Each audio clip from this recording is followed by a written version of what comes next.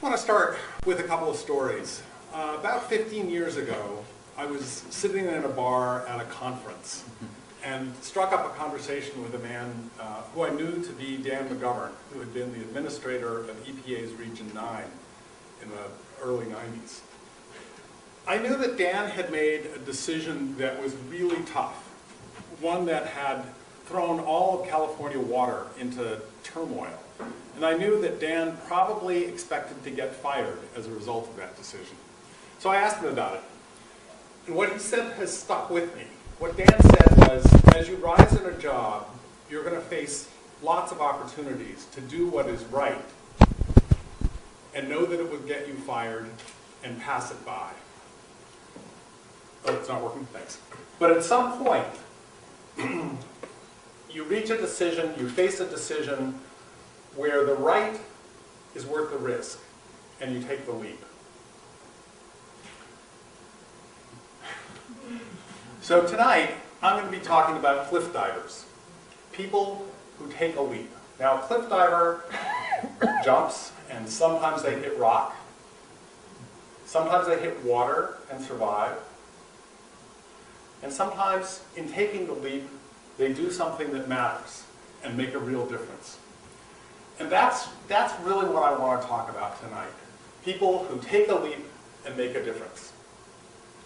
So when I started my career, I was working as a groundwater hydrologist, working in the deserts of the Southwest, drilling wells and then doing basin analysis. It was a really terrific job. I loved it. It was out doing field work in really isolated, desolate, beautiful places, followed by a jarring re-entry into writing reports and traffic and the beaches of Los Angeles. It was a really great place to be as a young man. But I knew that in drilling those wells, when they were pumped, they'd be pumping water that wouldn't be replaced until the next ice age. It was literally irreplaceable water. Sometimes that made sense to me.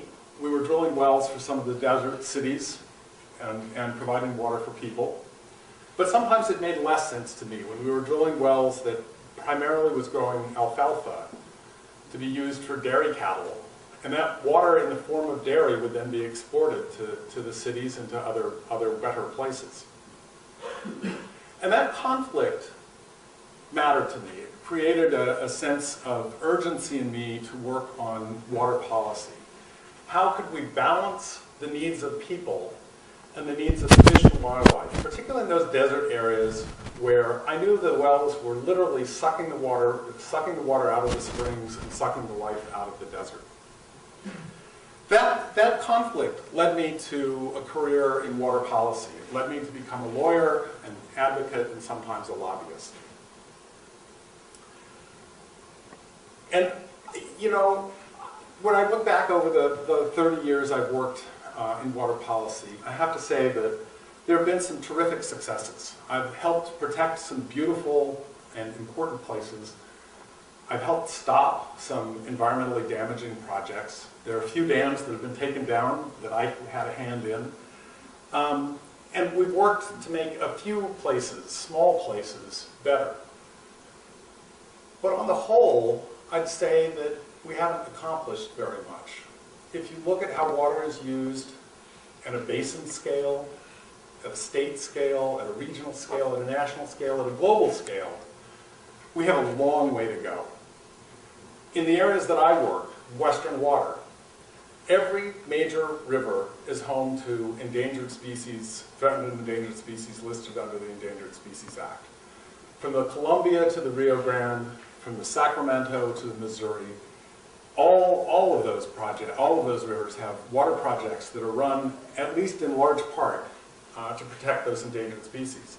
But the ESA really only keeps those fish on life support. It really doesn't work to restore those fish even to a reasonable level, much less abundance. We need something more. And if you look around the entire country, you see that we are continuing to use water wastefully. We're continuing to export water from dry places in the form of product and food to wet places. Fish and wildlife are not doing well. Cities and farmers, people who depend on water, are utterly unprepared for droughts and floods that they know are coming. And climate change is making all of those problems worse. Now water, particularly water supply, is really typically a zero-sum game. You have a lot of different interests fighting over the same bucket of water. So whether they're irrigators, whether they're cities, whether they're tribes, whether they're environmentalists, we all want the same thing, and that creates a lot of conflict. That sets up my favorite quote in water. There we go. John F. Kennedy. Anyone who solves the problem of water deserves not one Nobel Prize, but two. One for science and the other for peace. So I think that if water is one of those issues that we need to do more in, we need to think bigger, we need to think more broadly, we need to work harder, we need leadership, we need cliff divers. So I want to tell the next story. It sounds sort of like a setup for a joke, but a few years ago, a Native American Yakima Nation resources manager, a Rosa Irrigation District leader, and an environmentalist walk into a room. It wasn't a bar, and it wasn't a courtroom, which is actually a more likely place that you find all of them. It was the office of Senator Maria Cantwell in D.C. To be a senator is to be asked for things. It's to be asked to pick winners and losers in contested issues. When Senator Cantwell saw these people walk in, she was kind of surprised. She knew that these people all had been in her office asking for things, usually at the expense of the other people in that party, and that they had been adversaries for decades. Actually, for generations, they had been adversaries. And they walked in her office, and they were loose. They were joking with each other. They clearly had a working relationship. And they had a united ask. And that was something different. That's something that she paid attention to. So the story tonight is, how did you get to the point where you had these people who are adversaries walk in with a united ask? And the answer in water is always, well, 150 years ago, every story starts, I don't go quite back, billions of years, but every story starts, well, 150 years ago.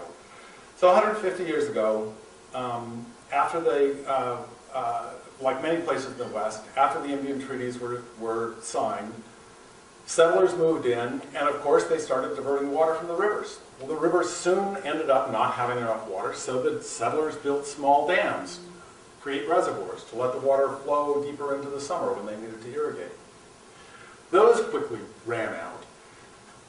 And we ultimately got the Federal Bureau of Reclamation to come in and build 5 major dams and reservoirs between 1910 and 1933, and hundreds of miles of irrigation canal.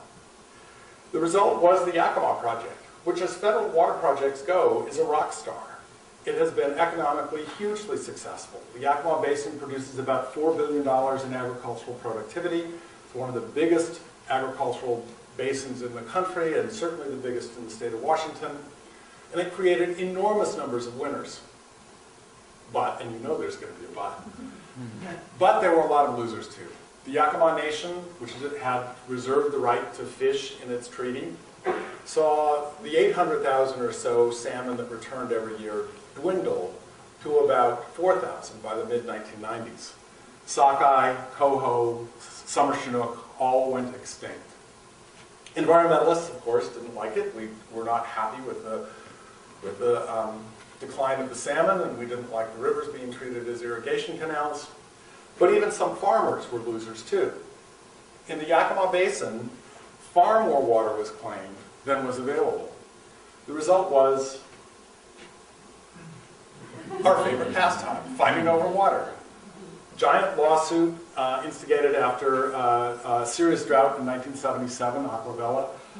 6,600 parties, all adverse to each other. That lawsuit, of course, is still going on. It's in the final stages. And it never decided how much water the fish get. And it didn't even touch groundwater. So we've got fights to face in the future. But it certainly created a sense of adversity among the various interests fighting over water. And then you had drought. Drought comes along in this basin. Since 1970, we've had about 14 significant droughts.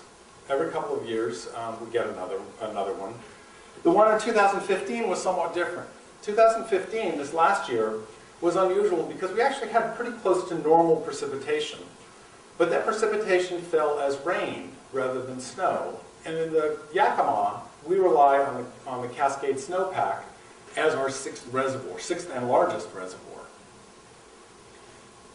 If the precipitation falls as rain, it runs off right down the rivers. It doesn't stay. It doesn't end up in the rivers in the summers. That's really bad for the farmers, and it's really bad for the fish. The problem is that what we had in 2015 is very consistent with what the climate models show we should be expecting as the new normal in just a few years. So climate change is looks like it will make every year a drought year in the Yakima. So what do we do in the West when we have problems with not enough water? There are two main solutions, and that they've been used time after time after time. The first is you build a bigger dam, and the second is you reach out and take somebody else's water. Watch the movie Chinatown sometime. It's my favorite. Faye Dunaway, Jack Nicholson. Great movie. It's about incest. No, it's about water. Watch it. It's a perfect explanation of stealing water from one part of California for another.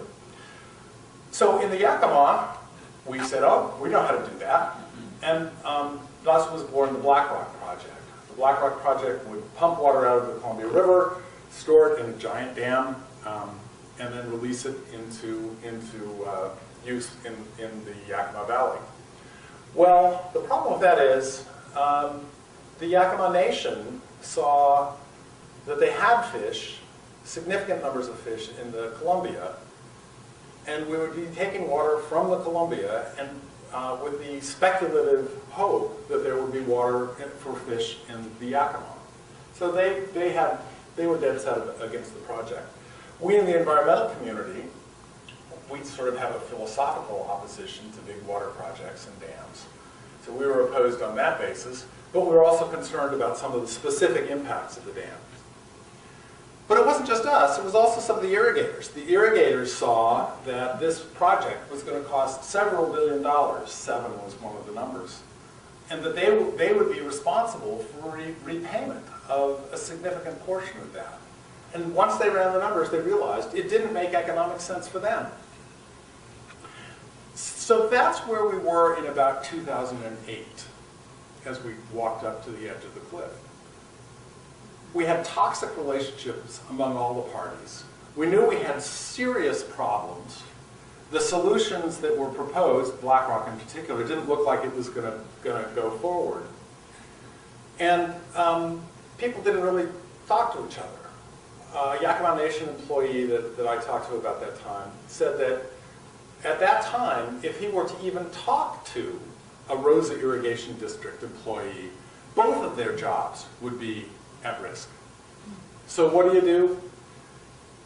You cue the cliff divers. So the first cliff diver I'm going to talk about is kind of unlikely. Ron Van Gundy ran the Rosa Irrigation District for about 30 years. He is, in the water business, he'd be referred to as a water buffalo. He's, kind of the old guard. He's a vigorous advocate for irrigation interests. He's been through the wars time after time after time. He's got his lawyers on speed dial. And he is, I think it would be fair to characterize him as not a particular friend of the Yakima Nation, and no environmentalist I knew had him on speed dial. This was not going to work. But Ron realized that Rosa, which has some of the most economically productive irrigation land and some of the weakest water rights, had a problem. They really need a more reliable water supply, and BlackRock didn't look like it was going to make it. And he couldn't really afford BlackRock even if it did. So he had to take a leap. And what he did was he reached out to Phil Rigdon, his counterpart at the Yakima Nation, and said, can Rosa and the Yakima Nation sign a joint letter in opposition to BlackRock? Phil is a tribal member. He's the staff director of natural resources for the Yakima Nation.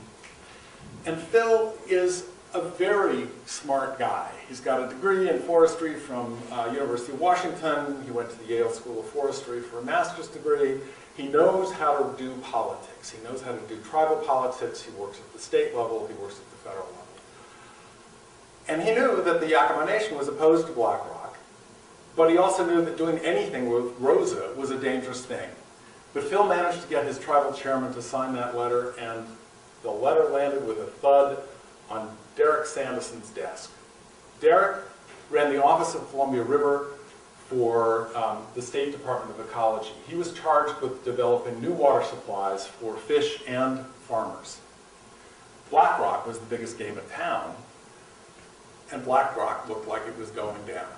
So he got this letter, he read it, and he realized that it said not just no to BlackRock, but it also said yes to fishery restoration, and it said yes to making better use of the water and the infrastructure within the basin. So what Derek did was created a plan that would concentrate on really those things. Fishery restoration, improved water supply, and making best use of the existing infrastructure. And he created a process to try to get that plan embraced. Michael Garrity and I, Michael Garrity of American Rivers, and I, then working for National Wildlife Federation, contemplated our own cliff dive. We worked for environmental organizations. National Wildlife Federation has a long history of opposition to federal water projects. American Rivers is the leading advocate for taking dams down. Neither organization has ever supported building a dam. Neither organization has ever even thought about supporting building a dam. Mike and I looked at each other, and we basically wondered if our bosses were going to fire us for even bringing it up. But climate change changed the game, because we realized that if you wanted salmon back in this basin, you couldn't just be against dams. You had to be for something. You had to be for a comprehensive, integrated plan.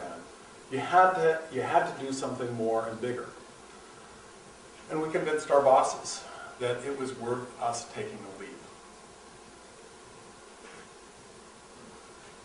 So there we are. I'm not going to bore you with several years of tedious process, many public meetings. Suffice it to say that I learned far more about irrigation technology, about drought frequency and severity, about climate modeling than I ever expected to. I kicked dirt on farms with state-of-the-art computer-controlled irrigation technology, and I kicked dirt on farms that had state-of-the-art technology a century ago and haven't updated a thing. My compatriots in the irrigation community learned far more about fishery restoration than they ever wanted to, and believe me, they learned far more about national environmental politics and Seattle environmental politics than they ever wanted to. What we came up with was a 30-year plan to do what Derek had set out in sketch form.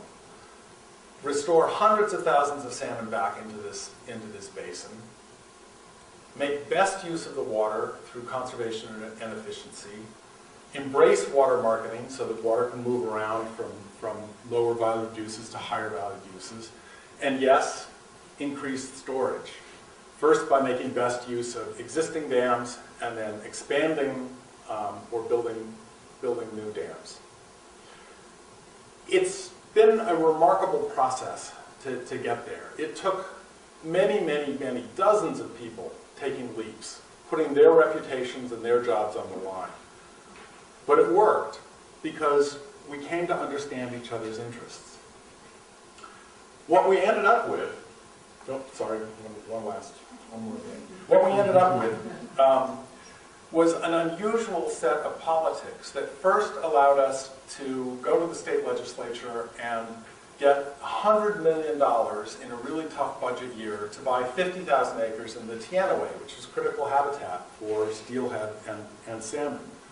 The Yakima Nation had started introducing sockeye back into Lake Cle Elum in anticipation of what we did last year, which is break ground on fish passage. You can now sorry, my clicker's not working. You can now go into Upper Cle Elum Reservoir and River in the late fall, September, and see spawning sockeye that haven't been there for 100 years. It's really cool. It's really cool. I'm so proud of that. In 2015, the agricultural community survived a really devastating drought, in part because of the conservation and efficiency work that has been part of this process going back several decades.